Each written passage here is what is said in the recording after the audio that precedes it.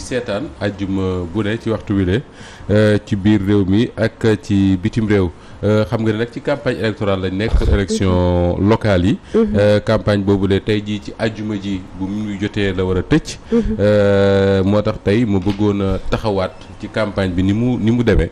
liñ fi jot a dégg. waaye également ñëw ci li ñuy tuddee traitement médiatique maanaam liggéey bi nga xam ne presse bi def na ko ci campagne bi. te ñëpp gis ku waxal yàlla rek que ne presse bi ñu ci ëpp ci ñun. dañoo far ba waneen dañoo far.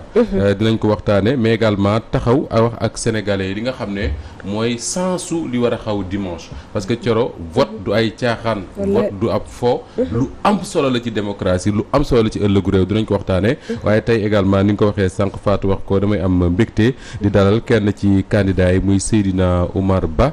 di candidat à la mairie de Kër Massar Nord Kër Massar di département bu Yes. mu nekk candidat ci commune yooyu nga xam ne ñoo fa nekk ba rawatina bu Kër Massar Nord. dinañ waxtaan ak moom léegi mu wax ñu campagne am. mais également ni nga xam ne moom la nammal Kër Massar Nord ni ñu ko defee. ak candidat yi nga xam ne. ñi ci ëpp wax dëgg yàlla jéem nañ lu ñu mën ngir permettre leen ñu mën a ñëw fii ci Walfadjri exprimer wu. d'accord moom sax la ñuy dalal Seydina Oumar Ba du gan ci kër gi. ñu lay dalal ci plateau Petit Déj. soxna Dior maa ngi lay nuyu. ñu ngi lay fay bu baax a baax di la jox sa wàccuwaay. di nuyu bu baax a baax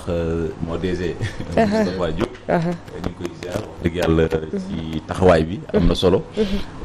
di nuyu bu baax a baax soxna Fatou Diouf Faye moom it ñu ngi koy nuyu bu baax a baax madame Faye. kon di ci profiter di nuyu mbooleem ñi nga xam ñoo ci seetaan jamono ji ci émission bii di Petit Déj.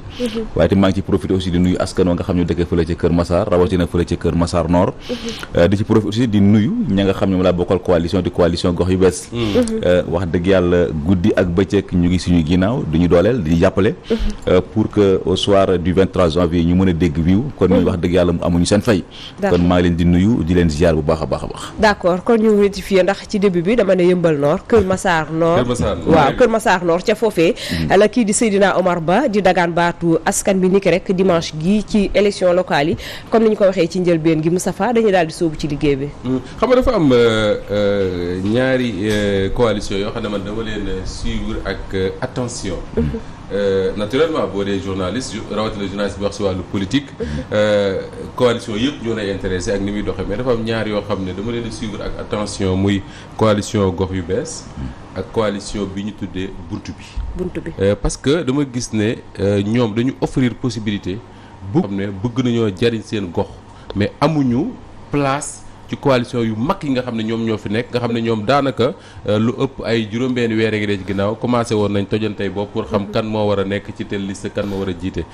gox yu bees ak buntu bi loolu mooy seen particularité d'ailleurs maa ngi seetaan bërki démb ki ko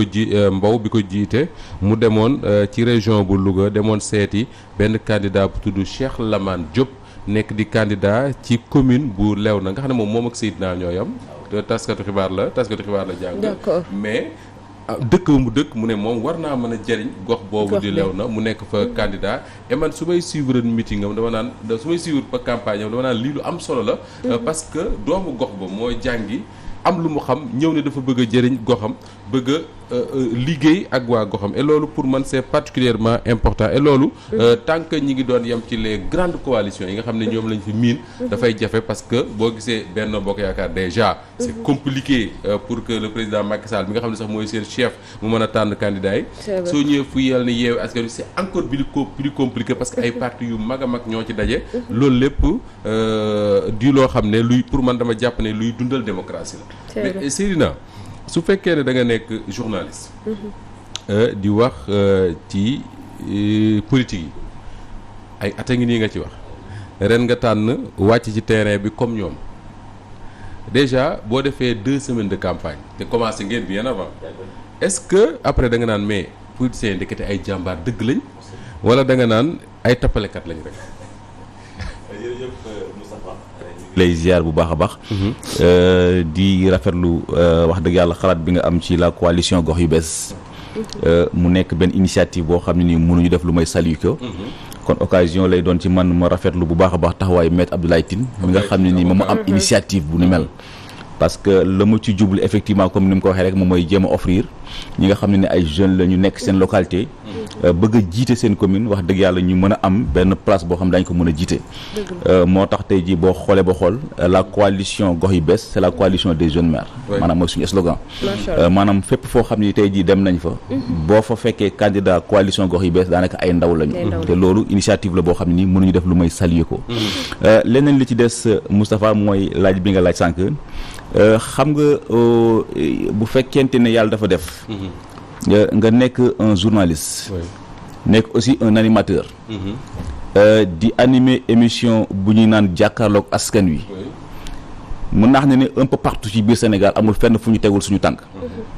te plaisir la ci ñun honnêtement nga nekk ci benn localité ngeen di dund ay jafe-jafe ñàkk ndox ñàkk courant ñàkk insécurité ngeen am pa maire am pa président conseil départemental ngeen waroon a jël seen téléphone woo leen téléphone pour que vraiment ñoo taxaw leen ñoom duñ ko def dañuy préférer jël seen téléphone woo Seydina Oumar parce que jàpp nañ tey ji Seydina Oumar bu ñëwee bu leen offrir de benn tribune ñoom daañu ko saafara dina ci am aussi yàlla aussi jàppale ñu ba ci téeméeri gox yoo xam ne daanaka dem nañ fa mënees nañ jàpp ne 75% yëpp seen problème dafa saafaru grâce à cette émission ak jàkkaarloo askan wi xam nga Moustapha bi ma la ciy mujjee exemple bi ma la ciy mujjee jox rek mooy problème bi nga xam ne am na tout récemment Njaxirat xam nga Njaxirat zone bu bees la mu am ay nit ñu bees ñoo xam dañ faa ñëw dëkk si ñëpp a daw mel lay yemb kay c'est ça ñu si bari si ñoom ñëw dëkk si fa ci biir foofu mu am benn promoteur véreux du ma tudd turam ñëw foofu xaw ma nu mu def lijjanti ay kayitam fekk askan wi fa xam ni dañ fa dëkk ba noppi mu ñu jékki-jékki daal di raatale dëkk ba te fekk na ci biir dëkk ba amoon na benn femme boo xam ne ni femme bi dafa jëkkëram dafa génnoon àdduna mu donn ko bu ma ko donnee mu fexe ba lijjanti fa benn néeg wala ñaar am ay doomam ak ay sëtam mu am sama benn waay bu fa romb doxantu ji di seeti terrain wam mu jékki-jékki xool femme bi nu mu tëddee mu gis ne femme bi bu bëccëgee dafa am ci benn mur bu muy yendu ak sët yi bu ngoonee mu lijjanti benn espèce mbaar dugg fa ak si di fanaan fa waaye bi mu ko gisee ci biir Dakar gii waaye bi mu ko gisee affaire bi metti ko trop quoi mu jël téléphone woo ma dafa lijjanti daal bu woo ma téléphone ne ma sëy naa dama bëgg nga ñëw doxantu Njaxiraat xool effectivement mu am benn waaju baax mu ngi dëkk Jannatul Maxwa waaju baax wa Touba waa ji woo ma téléphone ne ma dama bëgg numéro soxna si ma jox ko numéro soxna si ndekete dafa invité soxna si à Touba ndekete waa ji dafa taxawoon benn kër fas yéene koy jagleel yaayam ci diggante bi yaay ji génn àdduna waa ji ne ma waa ji ne soxna si ne kër gii dama ko tabaxoon pour sama yaay te diggante bi sama yaay génn na àdduna kër gii dama la koy jël may la ko ci xol bu sedd guy ba noppi jox ko kayitu kër gi mu am aussi beneen waay yoo xam ne nii woo na ma téléphone jël 1 million jox ko soxna maa la ko jox pour nga dépensé ko c'est-à-dire grâce à jàkkaarloo askan wi te bari na tey jii bu ma la doon jox ay exemple par rapport ak taxawaay bi nga xam ne ñu def am ci askan wi beneen bi si tegu aussi mooy problème bi nga xam ne am na màkk guy c'est-à-dire que ku wàll rek mu ngi nekk ci diggante maanaam booy dem Kaffrine boo demee ba Ngand dugg Ngand dëkk boobu ak Gambie mu ngi toll ci 3 kilomètres maanaam mun naa ne boo ñëwee ba Ngand li ci def yëpp ay ndandu foy la frontière ba la ñoom sax bañ nañ ko sax ñoom santuñu sax yaakaaruñu seen bopp sax ay sénégalais ñoom pour ñoom ay Gambien lañu parce que produit yi ñu jëfandikoo yëpp biir Gambie la xam nga bu nawet accès dëkk bi day tàng te tàngaay boobu mën na taal dëkk xam nga des fois nga jékki-jékki dëkk tàng dëkk lakk nga ay raba ko lakk alors que raba moo ko lakk tàngaay bee ko lakk dëkk boobu dañuy toog ba ay digg njoloor dëkk bi lakk gis nga dëkk bi bu mu lakkee daanaka amoon na ñetti mag yu nekkoon ci biir dëkk ba ñoom ñëpp a lakk ba doon dóom gis nga ba gars yi waxee ne daw leen xale xale bu ndaw boo xam ne bañ na ko dawal dafa yaakaar ne daw làqu ji mooy dem làqu si suuf rondal yaay xale ba dem dugg suuf rondal ba safara sa fekk fa daal di ko fay yóbbu je t'assure ñoom ñoo ko waxaa neen toog ni ñetti jours yoo xam ne nii gisuñu benn autorité ci lañ ma woo téléphone ki ma woo mu may seetaan Cissé la ba ma woowee téléphone mu ne ma sëy naa dama bëgg nga ñëw fi def émission jàkkaarloo ma dem fa def émission jàkkaarloo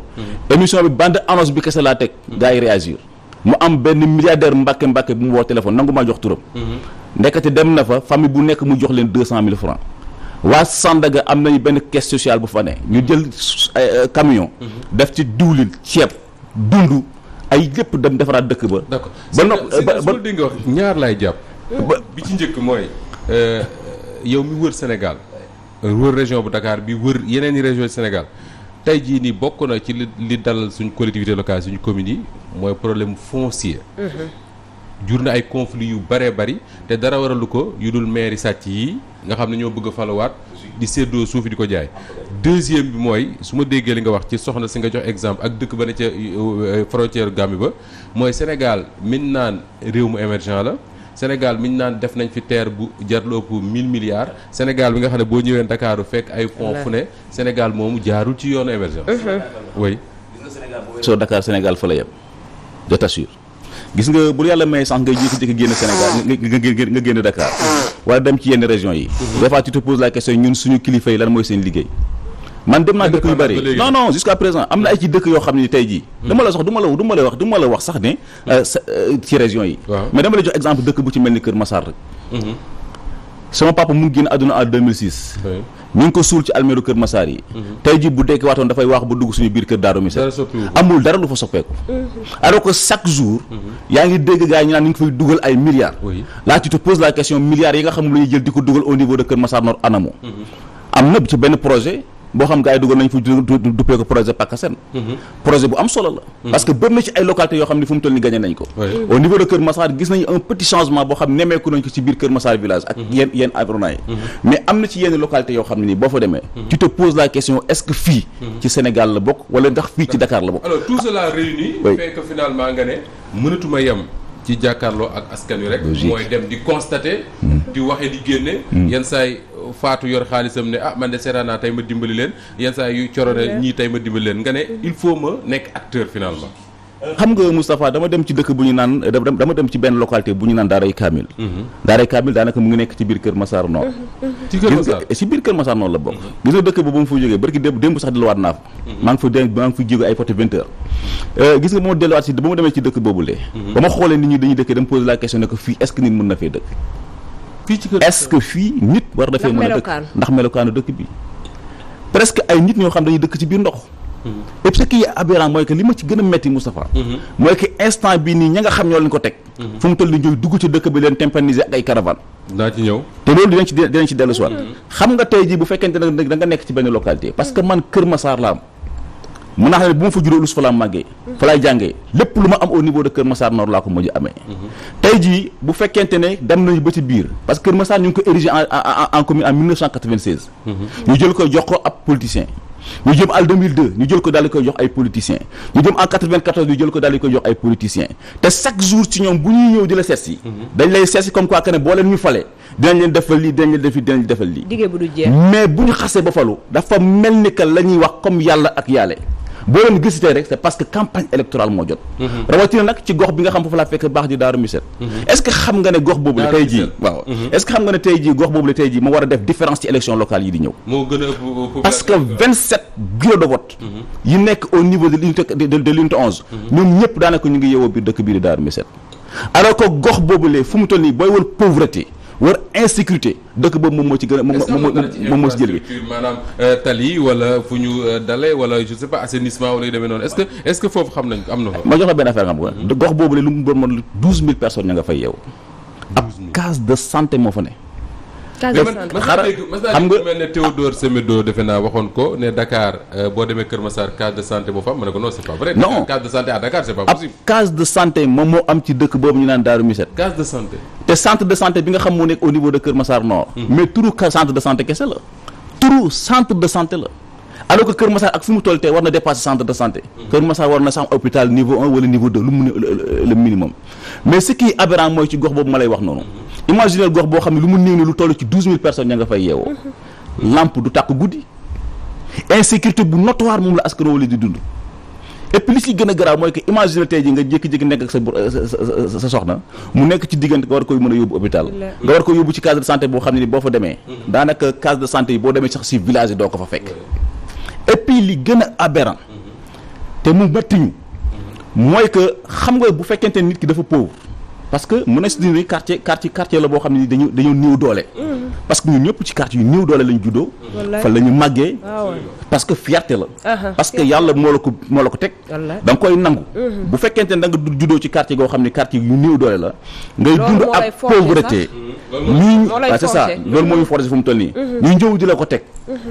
yokkal ñu suñu ceeb yokkal ñu suñu diwlin ba fu mu toll nii tey jii boo demee audi fu ci mel ni Darou Missirah wala nga dem ci yeneen localité au niveau de Kër Massar Nord ñu ci bari si ñoom añ bi kese la ñuy gérer mais mënuñoo gérer ndekki mënuñoo gérer reer bi léegi nag kanaan ko teg di ministre bi du commerce chaque jour mu ngi ci biir localité yi di leen jéem a pecc ci ay non candidat la candidat la yokku ceeb bi yokk diwlin bi yokk mburu mi ba noppi nag chaque jour mu dugg ci biir jigéen ñi di leen pecc ci ay 100 000 ki 200 000 francs wala des fois di leen jox ay ceeb ak diwlin ay jigéen di wëlbati ko di ko topp. je me pose la question sénégalais yi ci ban xel la ñuy xalaatee. parce que loolu dafa am solo ñu posé ko. justement dinaa ñëw léegi bu may wax ci le sens du vote. xaalis beeg yooyu. mais Kër Massar quand même c'est au cœur de Dakar. tey jii dañuy wax ne dañ doon wax bu njëkk ne Parcelles ak Guédiawaye ñu ëpp ay nit ci Dakar mais tey Kër Massar romb na leen.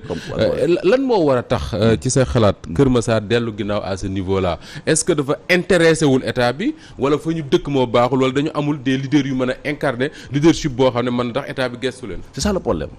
loolu aussi dafa nekk benn problème wax dafa posé Kër Massar. c'est dañu am manque d'autorité yi ñu am au niveau de Kër Massar ñoom matul seen place. xam nga Moustapha li gën a bon ci àdduna imaginer nga jékki-jékki nekk un gars boo xam te un acteur ñu jël la porté la dañ lay porté amuñu woon da jàpp nañ ne amoo dara ñu gëm la askanu Kër Massar yëpp booloo si ginnaaw doon jàll dal lay jàppale ba nga ñëw ñu teg la ci kaw ci mairie ba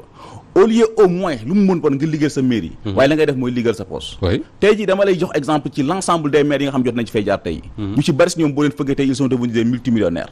am ay versé mais quand même leen ko may loolu suufu Kër Massar bi suufu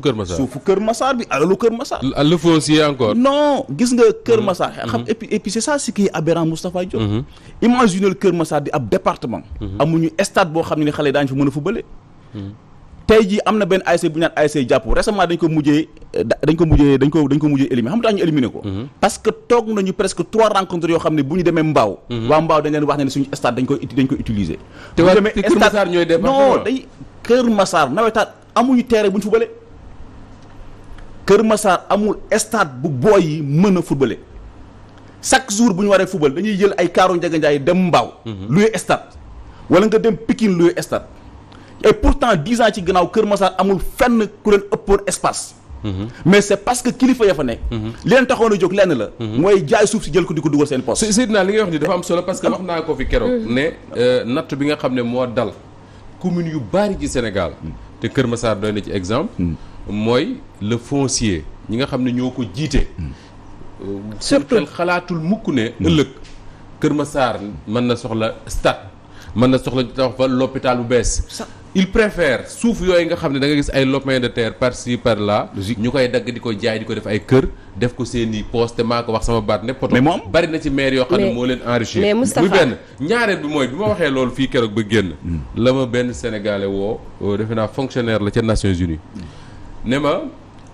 yéen a ngi wax ci foncier mais am na lu garaaw yu am ci suñu communes yi te dégguma benn candidat di ci wax mooy ñun à chaque fois nga dégg suñu candidat yi proposé ne bu ñu faloo dinañ def lii dinañ def lii lu nekk danañ ko wax mais doo dégg mukk ñu ne la bu ñu faloo suñu commune bii dinañ wut espace sàngam nangam ci hectare wala nangam ci kii def fa ay armère bu ñuy suul ay nit ma ne ko mais li nga xam ne solo parce que ku dund da nga dee te nit ñi buñ deewee kenn du leen def ci ay frigo kenn du leen sànni ci mbedd dañ leen di suul te suñu communes yi gisoo ci fenn foo xam ne prévoir nañ ne fii mën nañ fa yokk ay armère yaa que finalement yaa que à Touba Mbacké par exemple nga gis ñoom ñu dagg ay armère di ko yokk mais amul feneen am bu ñu ko aménager amul feneen maintenant ce qui va se passer mooy li dal Pikine depuis ñaati at a ngi nii sama armée pour am fu ñu yokki seen armée il a fallu finalement que président Macky Sall am lu mu fa yokk alors que fañ ko waroon a yokkee benn doomu Sénégal la ñu jël kenn cote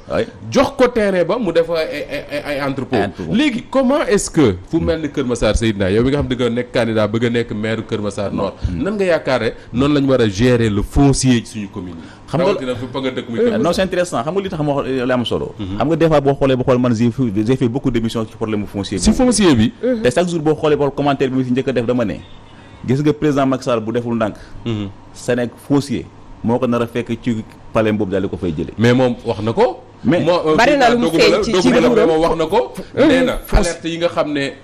les renseignements généraux dañ ko jox tous les jours. mais c'est vrai mooy alerte sur les possibilités wala boog les risques de conflit. nee na boo ci wàññee fukk juróom-ñeent yi ci wàllu suuf la. mais c'est vrai. xam nga tey jii imaginer mooy li ma la wax sànq. xam nga tey jii mën naa ne tey jii Kër Massar même bu fekkente ne am nga fa benn espace. boo su tey jii comme ñun suñu projet. am nañu benn projet boo xam dañu bëgg a taxaw tuddee ko centre de sport. benn centre boo xam centre sportif la boo xam ne ni au moins dinañu mën a permettre. xale ya fa nekk daañu mën a épanouir ci wàllu handball. ci wàllu football. ci wàllu volleyball ci wàllu extra. parce que ñun dafa am leneen lu ñu gëm. dañu gis ne gis nga ab dëkk boo ci nekkee. da nga war a fexe ba créer ay élites. te élites yi mën a nekk ci wàllu sport. comme mën a nekk ci wàllu artisanat extra. est-ce que boo xoolee ba xool 10 ans ci ginnaaw kenn xamul woon dëkk bi ñu naan Bambali. mais tey jii bu ñu ko xamee c'est grâce à Sadio Mané. te moo gën Kër Massar actuellement. non am nañ local am nañ leen loo Bambali dafa amul. te pourtant Kër Massar la fa nekk ci ay jeunes yoo xam ni dañu am talent ci wàllu football. moo xam ci wàllu handball la moo xam ci wàllu volleyball extra. kenn xamul nu mu toll. mais c'est parce que autorité ya fa ne joxuñu leen opportunité wala possibilité bu ñu mën a éclairer seen talent boobu la moom moo tax ñu wax ne ni incha allah bu yàlla defee ñu jotee suñu ci bopp mairie bu Kër Massar loolu dañuy fexe ba jëm koy jubanti. Parce que Kër Massar bëgg nañ ñu am ay boo yoo xam ne nii dañ leen di dégg ci yenn championnat yi. est-ce que desati ngeen espace bu ñu mën a def. non espace infrastructure sportive honnêtement bu ñu waxante amatu fa man ci sama gëstu gis naa ne Kër Massar fu mu toll nii amatul espace ya fa nekkoon akus ni yëpp gars yi jël nañ ko daal di koy jaay def ko ay kër ay terrain jàmbur léegi nag foofu bu baax xanaa peut-être ak des partenaires di nga mën a waxtaan ak yenn ci askan wi pour jéem a xam naka ngay def pour que waxtaan ak ñoom xamal leen ni problème infrastructure dafa am solo su fekkee ne Kër Massar amatul espace bu ñu mën a def infrastructure te ku ne un département ku ne ay commune wax fu ñu mën a def ay infrastructure sportive ci wàllu santé ci wàllu culture ci wàllu économie leneen ak leneen su fekkee ne loolu amatu fa est-ce que finalement Seydina yow mi fa dëkk di fa yeewoo bés bu nekk di xëy si fii est-ce que da nga naan c'est pas pertinent ñu def ko département c'est intéressant li wax noonu xam nga tey jii Macky Sall da ko def département mais li war ànd ak département yëpp tey jii amul Kër Massar laa bëgg a wax li war ànd ak département fan nga koy def est-ce que am na fu ñu mën a def sax préfecture préfecture fu mu del dañoo loué waaw voilà sous préfecture bi actuellement dañoo loué kër jàmm non amatul benn espace boo xam ne war na koy mën a aménager pour def infrastructure yu ni mel. Sénégal ñoo bëri parce que xam nga et puis li ci gën a garaaw imagine au niveau des Parcelles Assainies te parce que population bu Parcelles Assainies ñoo ma ko wax. imagine ñu am espace yoo xam ne dañu ko réserver woon pour des infrastructures comme ni nga waxee tey jii. mais tey jii infrastructure yooyu la ban espace yooyu la gars yi ñu ngi ko tàmbalee dagg di jaay. waaw oui. te population bi ñoom ñoo ko yegg ci sama tournée si maanaam ci sama porte à porte yi may def. nga dem ñu ne la fii terrain bi dañ ko fi bàyyi pour dispensaire wala nangam. man pour te dire vrai dem naa unité 4. ña fa nekk mos nañ may interpeller sax pour émission jàkkaarloog askan wi. ne am na benn espace boo xam ne ñoom moom kese la ñu dese. moom kese la ñu fa dese. tey jii bu ñu ko occupé seen jeunes yi dootuñu am fu ñu fubalee. espace boobulee am na ab kilifa gu taxaw pour fas yéene koy nangu ci seen yoxo. moo tax booy ba ñu waxee dama leen ne. fulla ak fayda borom moo koy may boppam. man li ma mën a def mooy ñëw yuuxul leen. mais am na si yoo xam yéen am seen fulla. parce que Sénégal dafa am ay nit ñoo xam nangu ñoo liggéey. ay espace la ñuy xool. pour profiter aussi mën koo jaay pour dugal seen poste parce que ñoom espace boo xam ne ni askan daañu ko mën a jëfandikoo intéressé wu leen. très bien ñoom leen intéressé moom mooy seen poste. alors fulla ak fayda googu sax dimanche lay commencé incha allah dinaa ci ñëw léegi mais Seydina bala ñu àggal dañ lay may nga nooy tuuti ñu taxaw ci benn affaire dinaa ñëwaat léegi ci Kër Massar ak fulla ak fayda gi nga xam ne yaa ngi wax Kër Massar mais askanu Sénégal gépp ñoo ko war a wane dimanche incha allah rabbi mais dafa am loo xam ne il faut ma taxaw ci tuuti coro mooy li ma wax sànq mooy traitement médiatique gu campagne électorale bii nga xam ne ci lañ nekk. xam nga campagne bii ñu nekk man dama doon wax barki démb ne su ma dee déglu discours yi nga xam ne moom laa dégg ci candidats yi à travers le Sénégal les propositions les contre-propositions saagante ak yooyu dama toog di keroog ma ne sama mbokk Louga yi dina na mere mais dama yaakaar ne ñoo jël ndaare. parce que ñoom laa gis ñoo xam ne. ñi leen bëgg a jiite. ba léegi waxuñu leen fii la leen bëgg a yóbbu. à part quelques rares léegi. nga ñëw ci le traitement médiatique li tax ma ciy taxaw mooy man personnellement le CNRA daf ma saisir ne ma da ngeen a am un candidat boo xam ne mi ngi nekk en campagne ba pare di continuer di journal di def émission nangam ak nangam ma ne kii ma woo kan moo la ko wax mu ne ma benn ci candidat yi moo taxaw TFM wax ne moom dañ koo tere ne ko mu def liggéeyam parce que day campagne alors que boo demee Walfadjri ku tudd Seydina Omar Ba ma nga fa candidat la ma ngay def liggéeyam na mu ko bëggee kenn wax ko dara ma ne ki ma woo ci CNRA ma ne ko Seydina Omar Ba boobu ngay tudd moom ci boppam moo jël responsabilité am ba campagne bi desee lu mat fukki fan ak juróom ne may leen ma congé ma dem bëggatuma génn Walfadjri donc su fa génnee ñun la neex ñun ñoo ko invité comme tey comme ni ñuy invité n'importe quel autre candidat bu ñëw et ça c'est important de le dire parce que am na wax yoo xam ne dañ koy wax fenn wolof day wax ne weddi di xawma lan du ragal teggi tuuma la parce que bu ñu ko waxee feneen man seetaanuma ko ba mu jaral le CNRA ñu wooñu duñu ko wax c'est parce que ñun suñu responsabilité mooy préciser ko tax bu ñu ko bàyyi bu ko nee dem dañ yaakaar ne ñun li ñu tere feneen dañ koy def fii alors que fii on n'a même pas eu besoin ñun ñu tere ko parce que ki mu concerné moo ne man damay jël congé dem campagne yi bëggatuma wax seen télé bëggatuma wax seen rajo et ça c'est important de le préciser beneen bi mooy soo ñëwee ci couverture médiatique bu campagne bi ñu nekk Coro gàcce moo war a dal la presse sénégalaise ñu wax ko ci kaw parce que ñu ngi nekk ci campagne boo xam ne la couverture médiatique dafa déséquilibré comme pas possible man dama nekk nit ku réaliste ku pragmatique ku xam nag la presse parce que maa ngi ci bëgg a yàgg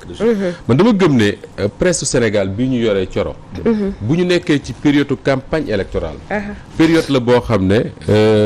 presse yu bari dañ ci moment wut recette la et moi je trouve ça normal sincèrement je le dis en toute honnêteté li tax je trouve ça normal mooy dafa am benn discussion bu ma mësoon am ak Sidi Lamine Niass yàlla na ko yàlla yërëm ñu doon waxtaan ci campagne électorale bu jub si woon mu may laaj sama avis ci yenn questions yi mu ne ma yéen da ngeen di ñëw gis politicien boo xam ne day ne campagne bëgg a nekk président wala maire wala leneen mu ne dina defar ay t-shirt fay xaalis ñu defaral ko t-shirt mu fay xaalis luy ay oto wala mu jënd ay oto peinture ko ci turam wala ci couleur am fay xaalis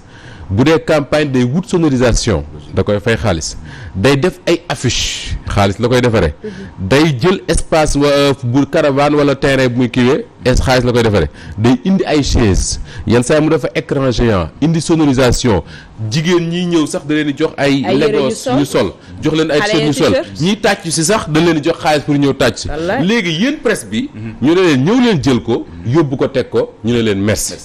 Sidi Lamine ne est-ce que ça c'est normal moi je trouve que c'est pas normal man très sincèrement je trouve que c'est pas normal parce que dama yaakaar ne képp ku fay loolu pour def ta propagande télé bi nga xam ne moom moo war a yóbbu propagande boobu ba nga xam ne kii waxe fii ci Ndakaaru ña ca Tambacounda Kédougou mën koo dégg mais télé boobu man mënuma gëm ñu muy continuer di ko def gratuitement mu benn ñaareel bi mooy dafa am nag loo xam ne ci devoiru chaque journaliste la mooy ñun suñu métier mooy informer et ce devoir d'informer là dafa am lu muy laaj mooy équilibre mooy lan mooy encore une fois je retourne ci li Sidi Lamine Niass daan wax équilibre ne veut pas dire équilibrisme c'est-à-dire que mënoo fekk 3000 listes yoo xam ne dañuy goxante ci dañuy jongante ci 500 et quelques communes ci Sénégal nga ne ku ci nekk naa la may 5 minutes ci Walfadjri nga wax boo ko bëggee waxi dof la ce n'est pas de l'équilibre c'est de l'équilibrisme équilibre mooy lan mooy su fekkee ne da nga nekk fu mel ne Dakar y a 5 candidats Abdoulaye Diouf Sarr Barthélémy Diaz Mame Mbaye Niang Doudou Wade Pape Diop ñeneen ak ñeneen ñi nga xam ne ñooy seetaan télé di seetaan rajo yi war nañu sentir bu ñu gisee Abdoulaye Diouf Sarr gis Barthélémy Diaz bu ñu gisee Mame Mbaye Niang gis Pape Diop gis keneen mais regarde ce qui se passe dans nos médias am na ay candidats yoo xam ne daanaka yow da nga naan ñi est-ce que candidat lañ te exemple ma ciy joxe mooy soo xoolee ku mel ne Soham El Wardini nga xam ne moom mooy maire sortant bu Dakar moom moo war a défendre son bilan moom mooy la seule femme candidate ci Dakar mais femme boobu tey bu ñu waxante dëgg rek dafa manqué trop visibilité ci suñu médias yi te lan moo ko waral mooy peut-être budget bi Abdoulaye Diouf Sarr yor Barthélémy Dias yor ko keneen yor ko moom yor ko et ça dafa feeñ trop ci campagne bi je parviens man parfois à essayer de comprendre les médias parce que ku war a fay courant fay ndox fay téléphone fay ay salaire occasion bu mel nii nga xam ne politiciens yi pendant des années et des années seen 1 franc nangu ñu dugg ci suñu médias yi bis bu ñu ñëwee bëgg cee dugg da nga naan leen mais boo fi bëggee dugg da ngay fay ticket boo fi duggee man loolu je suis très logique avec man je suis très très réaliste muy benn ñaareel bi mooy man dama naan très souvent te souvent moo koy wax dama ciy jël témoin ku mel ne Issa Tine mi nekk fii à chaque fois que bu ma koy demandé muy coordonné yenn émissions yi dama naan Issa fait de telle sorte que ñi nga xam ne ay candidats lañ amuñu xaalis bu ñu ñëwee nga leen di may ñuy ñëw ci suñu émissions yi nga xam ne ay émission débat la ñu koy partagé ak ñoom parce que xëy na duñu am possibilité am visibilité bi yenn candidats yu mag yi ñuy wax am muy benn ñaareel bi mooy et ça c'est écœurant de le voir Thioro bi suñu campagne bi démarré ba léegi dafa am et ça parfois danañ ko pardonner les télévisions pour beaucoup de raisons yu leen di échappé ñoom seen bopp mais la presse écrite quand même dañu mës a considérer que ni Sénégal on a une bonne presse écrite Sénégal les journalistes de presse écrite dafa am fu leen mës a teg ndax fi ñu daan yóbbu niveau bi mais xoolal tey la presse écrite pendant cette campagne là dañoo far ba nga xam ne dañoo far la presse écrite au Sénégal pour la première fois man depuis ma nekkee journaliste ba léegi ñu choisir délibérément tous les jours seen une journal benn doomu aadama tous les jours bëgguma lim kenn et d'ailleurs man duma lim mais la première journée bi ñu campagner ca ëllëg sa le CORED le conseil pour le respect des règles d'éthique et de déontologie génn benn communiqué doon alerter attention aux journalistes yi CORED daf doon wax à l'époque ne leen moom mënul comprendre que ni premier jour campagne lu ëpp juróomi quotidien ñoom ñëpp seen une ñu defal ko benn candidat muy Abdoulaye Diouf Sarr ñoom ñëpp seen une Abdoulaye Diouf Sarr et le CORED disait à l'époque que ni yooyu lenn moo ko daan waral ci presse mooy événement particulier par exemple bu ñu nee le 3 xaw ma le 4 décembre 2018 bi Sidy Lamine Niass génne àdduna c'était quand le décembre 2018 4 décembre boobu boo xoolee une journaux yëpp Sidy Lamine Niass moo ciy nekk di nga xam lu tax tey jii bu ñu demee élection ñu ne 2019 nga xëy suba gis président Macky Sall nekk ci une yëpp da nga xam lu tax parce que moo gagné mais élection buy démarrer lu mat juróomi candidat taxaw pour une même localité benn ci candidat yi nekk ci une journaux yëpp y a quelque chose qui se passe et la réalité man Moustapha Diop maa ko wax c'est que tey jii la presse écrite au Sénégal du ñëpp bu ma neexoon léegi lim ay journaux yoo xam duñ ko def mais soo limee ñi ko dul def ñi koy def da nga leen tax voilà mais am na ñoo xam ne man j'ai énormément de respect pour ñoom te ñu ngi fii duñ ko def il le refuse systématiquement mais am na ci te ñoo ci ëpp tey jii Seydina ñoo xam ne la une de leur journal Seydina du ci nekk xam nga lu tax parce que une bi dañ koy jaay c'est ça la vérité et loolu c'est un danger pour la presse sénégalaise te bu CNRA doon wax ne fexe leen ba Seydina Omar Ba bi nekk candidat di liggéey Walfadjri su dekkee su campagne commencé mu bañ a journal bañ a def revue de presse bañ a animer débat c'est parce que souci wu CNRA moo doon ñu respecter l'équilibre entre les candidats suñ ko teree Ahmed Aïdara à la Sen TV c'était pour ñu respecter l'équilibre entre les candidats mais li am jamono ji moo gën a garaaw juróomi téeméeri junni yoon li CNRA doon bañ man j'aurais préféré ñu bàyyi Seydina mu ñëw di journal fii su paree dem campagne yi Ahmed Aïdara la même chose keneen la même chose et que la presse équilibrée dans le traitement mais tey quand tu regardes les journaux je suis désolé de le dire mais le travail que nous faisons n'a absolument rien à voir avec le métier de journaliste c'est du n'importe quoi ngay gis dans les journaux et ça c'est vraiment dommage mais Moussa waaw benn point mais da ngay bëgg parce que doo comprendre propagande bu graaw sax propagande la presse sénégalaise di def pendant cette campagne te du ci biir comprendre nekkul ci biir comprendre les journaux sont libres de faire leur choix éditoriaux mën naa comprendre journal bu la neex nga dem interviewer Abdoulaye Diouf Sarr wala Barthélémy Dias mu wax y a aucun problème interview la damay poser comme ni ma toog ak Seydina dama koy laaj mu tontu ma laaj ko mu tontu les Sénégalais regardent et jugent mais la presse sénégalaise wala boog ñenn ci la presse sénégalaise ils ont choisi délibérément de dire aux Sénégalais que ni diw moo gën diw te Moustapha xam nga ci une bi da ngay gis ñu affiché fa titre boo xam ne ni dalay choqué yow déjà ci politicien bi ak photom mais soo ubbee ci boppam page ba ñu dëxëñ li nga xam ne ni tey ji moom mooy lañ ko defal la ñu titre moom lañ dëxëñ foofu pour gën koo étaler nit ñi lire yow soo duggee ci nga gën a rus boo duggee ci boppam ci nga gën a rus parce que du politicien yëpp ñoom ñooy diggee la ñuy def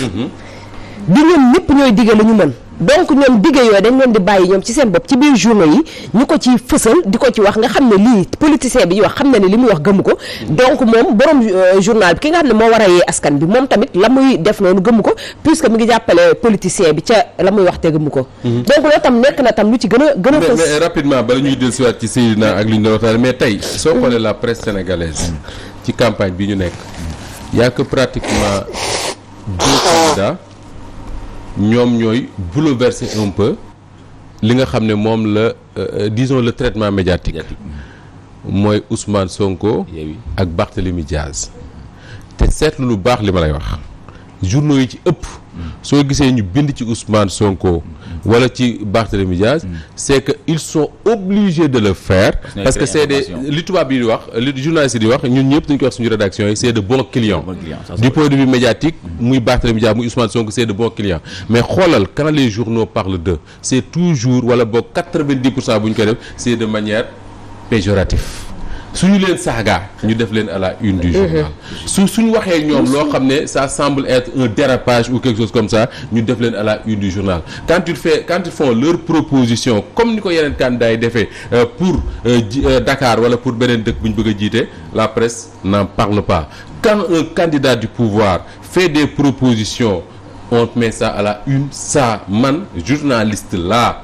presse écrite laa def naa ko fukki at ak juróom avant may ñëw ci télé ak rajo je trouve ça absolument inacceptable beneen bi man maa ko déggal sama bopp j'ai entendu ci télé privée yii journaliste invité candidat comme man ni ma invité Seydina nii taxaw ne candidat bii président da koo dénk ministère nangam mu def fa lu mucc ayib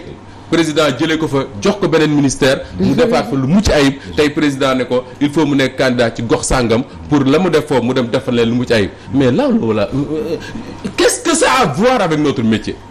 moo jaaxal ñëpp. mais xam nga qu'est-ce que ça a à voir avec le métier de journaliste mais c'est préférable comme ni ko Sidi Lamine Niass daan waxee encore une fois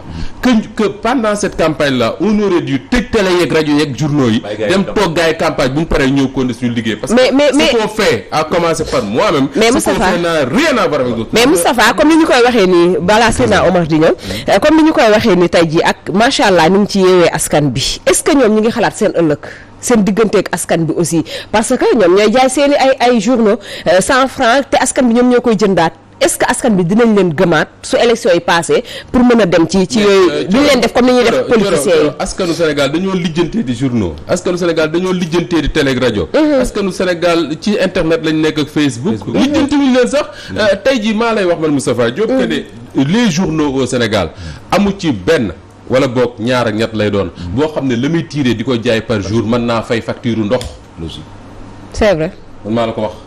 amu ci benn boo xam ne la muy tiré di ko jaay par jour mën naa fay facture ndox waxuma est-ce que loolu tam taxul ñu jaay seen ngor maa ngi ñëw waxuma la ak di fay ay salaire Gaynde Fatma dañ ne ko waa ji dafa jaay ngoram mu ne amu ko woon ngor kenn du ko am di ko jaay dama ne la loolu bokk na ci li nga xam ne mooy le problème de la presse sénégalaise mooy dañu am des pouvoirs qui se succèdent depuis 2010 parce que le boom médiatique au Sénégal ci bi Ablaye Wade nekkee au pouvoir Abdou Diouf bi mu fi jóge bàyyi na fa ay rajo mais le boom médiatique quand même au Sénégal nañ ko sant Ablaye Wade bi mu fi amee bi mu fi ñëwee la fi commencé am mais bi mu fi amee dafa am lu ko waroon a accompagner mooy une politique boo xam ne moom mooy permettre aux médias mu tudd Walfadjri rek mu tudd TFM mu tudd beneen a ci yem que du soxla di compter trop sur ñu koy jox xaalis pour mu mën a dund mais cette politique médiatique là n'existe pas regarde da ngay xool une chaîne de télé boo xam ne 12 mois sur 12 mi ngi fonctionner doo fa gis benn publicité boo xam ne dafay jugee dans les médias dans les institutions de l'État wala yu demee noonu te état wu Sénégal ëpp ci li muy joxe publicité du am maintenant état boobu bu campagne jotee mu soxla ces médias là mais li mu fay duggee mooy am xaalis bu fa duggee te ces médias là également mënuñu ne non je prends pas mais soo jëlul pendant cette campagne là pour au moins se faire des recettes da nga toog campagne bi nga bëgg a fay salaire mutuelle mais man je ne suis pas contre ça mais il faut le faire de manière honnête de manière honnête mooy am na des espaces yoo xam ne dans les médias c'est des espaces commerciaux ku fa bëgg a jaar da nga koy fay nga jaar fa mais ñun journaliste ñun suñu rédaction waruñu empêcher ñu def suñu liggéey journaliste mooy ci campagne électorale lañ nekk on a un plan de couverture de la campagne boo xam ne day permettre ñu mën a xam candidats yi ci lu ñu nekk nangam ak nangam tout en se disant que ni également même fii ci Dakar tey bu ñu ko bëggoon mënuñu couvrir candidats yëpp c'est pas possible mais dama ne y a un minimum qu'on doit aux Sénégalais et ce minimum là je suis désolé la presse sénégalaise defu ko pendant ce kii résultat bi xam nga lu muy jur mooy tey jii nii su meeting amee wala marche wala caravane seetlul les Sénégalais ñoom ñëpp ci internet la ñuy dem en Facebook ou YouTube dem toog di ko fa seetaane parce que lii am ci télé yi bokkul ak li nga xam ne mooy la réalité bi am ci réew mi je suis désolé. non c'est vrai xam nga c'est intéressant c'est-à-dire que man dama jàpp ni nii Sénégal fu mu toll nii ñu ba dañuy def presse mais nokk bu ñu pour def presse. dëgg la parce que aussi bu fekkente ni yaa ngi def presse dafa war a am lu mu laaj d'abord Sénégal da ngay jékki-jékki gis ku jékki-jékki ne jóg ne dafay ubbi télé. te télé bu ñu waxante dëgg dafa am lu mu laaj. c'est vrai. gis nga média mu am lu mu laaj. te Sénégal boo xoolee ñu bëri ñu ngi def média waaye pare wuñu pour def média parce que xam nga dañu koy wax naan ki paye commande. xam nga dama lay jox exemple rek ci émission jàkkaarloo askan bu ko gars yi commercialisé boo xoolee toog naa lu yàgg def mu émission. parce que dama ko mës a def ak benn maire mu ne ma dama war a fay 250 bi loolu wax mais bu ma ñëwee man may seet ñu war a wax ñu wax. wallaay. du ma invité sama opposition. dëgg la. maanaam du ma invité sama opposition. des fois aussi samay conseil municipal ñoom ñoo war a wax te bu ñu wax aussi lu ma neex la ñuy wax. ba ma demee ba ci biir xam ne lii boo ko teg sama conviction moo taxoon ma arrêté ko dootuma def benn émission ak jàkkaarloo ak maire. moo tax ma wëlbati format émission bi di dem ci askan di leen laajal seen bopp su ko defee foofu xam naa ne commercial dafa mën a am. c'est-à-dire que dafa am loo xam ne il faut gars yi di ko xam. c'est-à-dire que gis nga média yi dafa am lenn loo xam ne moom mooy la ñu war a def d'abord nit ki balaa ngaa dem di defi ji média da nga war a xool d'abord ndax am nga moyen. parce que tey jii da ngay jékki-jékki na Macky Sall mu ngi war a dem mu ngi war a dem voyage yi. mu jékki-jékki ne la kat boole ma ak presse sangam journaliste sangam ngay jël leen ñu yóbbu leen ñu dem voyage yi. mais journaliste yi bu ñu demee bu leen Macky Sall yóbbee transporter leen ci xaalisam muur leen ci xaalisam. non ci xaalisu askan wi. xaar dama expliqué rek. amul xaalis ci xaalisu askan wi. héberger leen ci xaalisam. mais ñooñu bu ñu demee mais lu neex Macky Sall la ñuy wax. ay bëtam de la ñuy xoolee gémmiñam la ñuy waxee. am na ay temps Walfadjri kenn du ko invité ci benn manifestation. dëgg wér xam nga tax. parce que tey jii ñun boo ñu invité ci manifestation au lieu ñuy wax lu la neex dañuy xool ñun la nga xam ne nii moom mooy lu soxal askan wi dal koy ñu génne ko moo tax yàgg nañu ko dingat wallaay dañuy wax naan yéen moom wax Walfadjri ci ay manifestation rek au lieu ngeen wax li jëm ci manifestation mais doo leen wax li jëm ci manifestation yéen contraire bi ngeen di wax moo tax en général dañu doon zappé ci manifestation yu bari léegi nag comme ni mu ko waxee c'est tellement intéressant gis nga tey ji bu ñëwee ba nga xam ne ni gars yi xam nañ ne presse bi fu mu toll nii dañu am problème mu xaalis ñoom politiciens mais dañ ciy profité parce que xam nañ ne ak gars yi dañu bëgg xaalis mais dañu ñëw tuur ñu xaalis ku ci mel ni Abdoulaye Diouf Sarr mais ñëpp xam nañ c'est le pouvoir dafa am alal te li nga wax nii moom moo am au niveau de Kër Massar Nord li nga wax nii moom moo am au niveau de Kër Massar Nord tey jii boo demee Kër Massar Nord kan ngay dégg ñuy wax Aminata Assome Diatta alors que ci biir Kër Massar Nord mais il y a d'autres candidats yoo xam ne ñoo gën a compétent ñoo gën a pertinent lan mooy particularité Aminata Assome Diatta bañ koy tudd oui c'est parce que tout simplement ministre du commerce la nekk candidat coalition Benno Bokk Yaakaar am na fond de waaw léegi ministre du commerce xam nga Seydina ministre du commerce candidat wu Benno Bokk Yaakaar taxut am xaalis mais non c'est-à-dire que moom salaire u ministre bi muy fayu par weer yaa ngi dégg salaire ministre bi déglu rek salaire ministre bi muy fayu par weer ci la yem su fekkee ne ca la yem mënu ci may kenn logique est-ce que dañoo bu ci dundalee njabootam mu jeex mais léegi la question qu'on se pose mooy est-ce que man je suis ministre du commerce je suis candidat à Kër Massar di séddale xaalis mais fan laa ko mën a jëlee mais c'est-à-dire que il faut que Sénégal ñu arrêter cette hypocrisie là xam mooy lan mooy hypocrisie wu wax nga ko sànq ci sa biir wax mooy ñun dañuy toog fal maire bi boole ci poste su ministre wala poste su député wala poste su leneen lu ko neex maire boobu pendant 5 ans wala 7 ans parce que seen mandat yi dañ ko yokk dépassé nañ ko di dem tegoo ko bët gisoo ko déggoo ko ñu ñëw ba 2 semaines 3 semaines de la campagne mu ñëw sa kër indi xaalis indi ceeb indi diw indi lu ne démb ci guddi booru 1h du matin ma jógee Walfadjri dama taxaw ci ñuy jaay ay banaan ak affaire yooyu am benn waay bu ma gis mu toog mu ne man de yaakaar naa diw dana gagné ma bàyyi ci xel di ko déglu lan mooy explication yaakaar naa diw dana gagné parce que nee na diw moomu dafa ñëw koñ ba doon seet si sëriñ diw mais bi mu ñëwee xale yi toogoon foofu 500 000 la leen jox mais tu imagines c'est tellement grave ce qu'on est en train de dire ba pare ñu bëgg ko banaliser ci Sénégal xam nga loolu amul beneen explication boo ko mën a jox c'est Aliou Sow qui le dit très souvent avec ses mots mais il a parfaitement raison loolu amul beneen explication boo ko mën a jox bu dul sàcc amul beneen boo ko mën a jox bu dul sàcc parce que un ministre de la République un député un DG su fekkee ne ku juble di dundee salaire bi mu yor mënul financer campagne électorale je suis désolé. non c'est vrai mënul financer campagne électorale. c'est vrai te campagne électorale boobu suñ ko financer ak conditions yi ñu ko financé amul fenn fu mu mën a jóge fu dul ci keesu état bi parce que xaalis kenn du ko luxus. c'est vrai. et puis am na candidat yoo xam ne man jéem naa la sama petite enquête am na candidat yoo xam ne dañoo tayle seen i bien imaginel ngay dem élection boo xam ne yow leeroon di leer la ba xam di ko gañe nga am kër nga tayle ko am beneen bien nga tayle ko mais kooku su gañee li muy njëkk a def mooy récupérer xaalis mais te Moustapha ñuy def prêt nag candidat yi def prêt mooy tayle gi rek waaw mooy tayle gi def ay prêt yooyu gis nga pratique boobu nga xam ne nii daanaka ñu nekk ci pouvoir bi dañ koy def gars yi di ko fustiger mais tey jii gis naa opposition moom la ñuy def au niveau de Kër Massar am na man dem naa di seeti ji ay groupement féminin ñu ne ma candidat Yewwi Askan Wi ñëw na fii mais bu mu fi ñëwee dafay bàyyi 30 000 francs waaw loolu lañu wax nag bu mu fi ñëwee dafay bàyyi 30 000 alors que ñoom seen jëm bopp ñu waroon prôné loolu xamal ne gis nga tey jii bu ñu ñëw dañu war a créer benn politique bu bees munoo ñëw di attaquer pouvoir bi